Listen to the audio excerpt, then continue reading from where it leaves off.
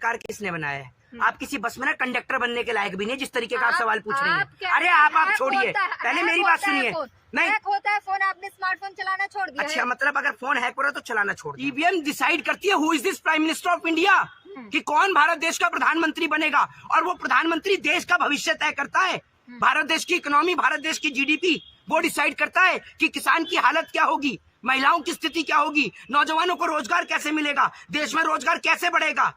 और आप कह रही है कि मोबाइल फोन, ये मोबाइल फोन कहाँ से आया? मेरे को आप ये बताओ, हम प्रधानमंत्री चुन रहे हैं और अगर उसमें गड़बड़ी की लोगों को आशंका है तो ईवीएम के ऊपर प्रतिबंध और अंकुश लगाया जाना चाहिए। रीजन भी तो वैलिड रीजन दीजिए ना। चुनाव मैं कहता हूँ कोई रीजन नहीं है, मैं कहता हूँ कोई रीजन नहीं है, शून्य रीजन है। हम कहते हैं कि हमें ईवीएम जी चुनाव फिर कैसे होंगे? पहले कैसे होते थे?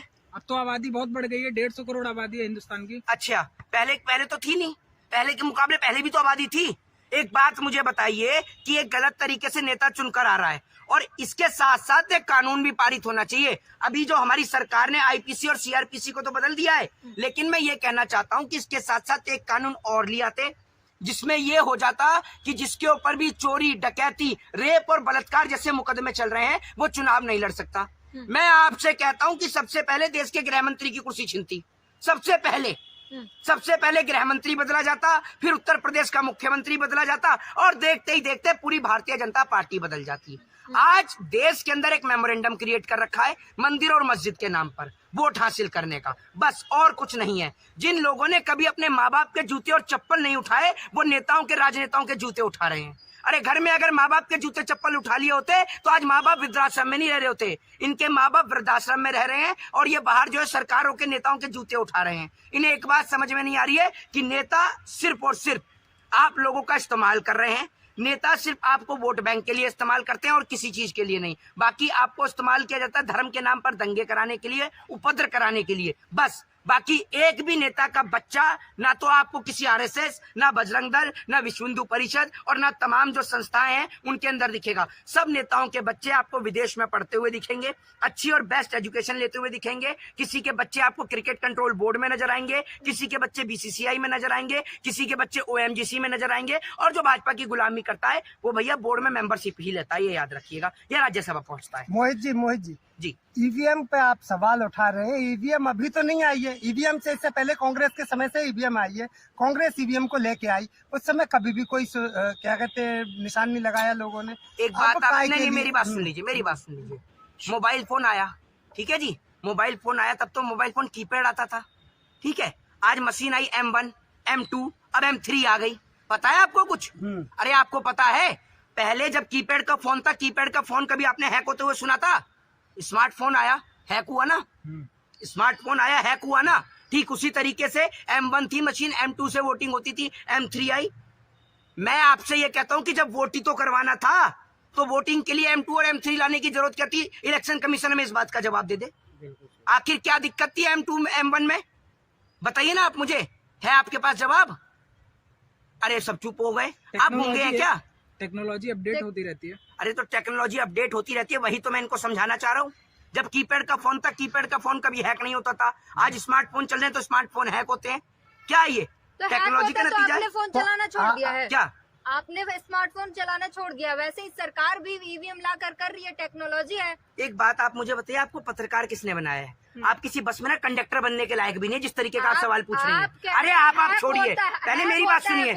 नहीं होता है फोन, आपने स्मार्टफोन चलाना छोड़ दिया। अच्छा, मतलब अगर फोन हैक हो रहा है तो चलाना छोड़ दें हम? क्या आपने तरीका नहीं, आपने कहा, एक बात बोला है कि एक मोबाइल फोन है और एक व्यक्ति है जो भारत देश का भविष्य तय कर रहा है। ईवीएम डिसाइड करती है who is this prime minister of India, कि कौन भारत देश का प्रधानमंत्री बनेगा, और वो प्रधानमंत्री देश का भविष्य तय करता है। भारत देश की इकोनॉमी, भारत देश की जीडीपी वो डिसाइड करता है कि किसान की हालत क्या होगी, महिलाओं की स्थिति क्या होगी, नौजवानों को रोजगार कैसे मिलेगा, देश में रोजगार कैसे बढ़ेगा। और आप कह रही है कि मोबाइल फोन, एक नेता की तुलना मोबाइल फोन से कर रही है। एग्जाम्पल आपने दिया, मैंने अरे आप कैसी बात कर रही हो? आपको पसंद नहीं आ रहा? मेरी बात करेगा या डिमोलाइज जाएगा? देश में तरक्की होगी ना, देश में तरक्की हो रही है हमारे भाई, देश पहले के आप प्रधानमंत्री कौन सा- अरे मेरी बात सुन अरे लीजिए। पहले आप कौन सा अरे अरे आप नेट पहले कौन मोबाइल सा फोन चलाते थे? मेरी बात सुन पहले लीजिए। आप 2G चलाते थे, 3G आया, 4G आया, 5G आया, तो देश तरक्की नहीं करेगा। अच्छा आप अच्छा, ये एक कह रहे मेरी हैं, बात आप दोबारा सुनिए। 2G आया, 3G आया, 5G आया, मेरी बात को जवाब तो दे दीजिए। मेरे सवाल का आप जवाब दे दीजिए। मैं आपसे ये कह रहा हूँ कि ईवीएम की जगह हम बैलेट पेपर से चुनाव कर सकते हैं। ये मोबाइल फोन कहाँ से आए? मेरे को आप ये बताओ। हम प्रधानमंत्री चुन रहे हैं और अगर उसमें गड़बड़ी की लोगों को आशंका है तो ईवीएम के ऊपर प्रतिबंध और अंकुश लगाया जाना चाहिए। मैं आपसे ये कह रहा हूँ। और आप मुझे एक बात बताइए, जो वर्जन M1 में था, M1 से भी वोटिंग होती थी, M2 से भी वोटिंग होती है और M3 से भी वोटिंग होती है। ये तो है नहीं कि M3 आपको रिजल्ट भी बता देती है। तो टेक्नोलॉजी अपडेट करने का फायदा क्या हुआ? हमने कीपैड फोन इस्तेमाल करते थे, कीपैड फोन में व्हाट्सएप नहीं चलता था,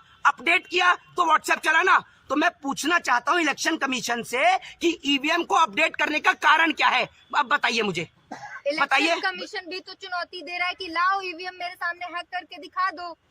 एक बात आप मुझे बताइए, मैं इलेक्शन कमीशन को कहता हूँ कि इलेक्शन कमीशन जो चीज, अब एक बात मुझे बताइए, हैक बैंक अकाउंट भी होता है, हैक कंप्यूटर भी होता है, हैक मोबाइल फोन भी होता है। मैं इलेक्शन कमीशन को मोबाइल फोन दे रहा हूँ, इलेक्शन कमीशन हैक करके दिखा दे। जब कोई चीज हमें मिलेगी, उस पर शोध होगी, उस पर रिसर्च होगी, तभी तो हम पता लगा पाएंगे कि कौन सी चीज कैसे हैक होती है। अब मैं आपके हाथ में मोबाइल फोन थमा दूं, आप मोबाइल फोन खोल ही नहीं पाएंगी, खोल ही नहीं पाएंगी। अब एक बात मुझे बताइए, खोलेंगी तो जब आप उसको देखेंगी, उस पर रिसर्च करेंगी कि इस पे कहाँ पेच लग रहे हैं, कौन से टूल से ये खुलता है। ठीक उसी तरीके से जब तक ईवीएम आएगा नहीं, जो हमारे एडवोकेट से, मैं भी खुद एडवोकेट हूँ, हमारे एडवोकेट जो है, हम तमाम लोग मशीन मांग रहे हैं। आप मशीन क्यों नहीं देते?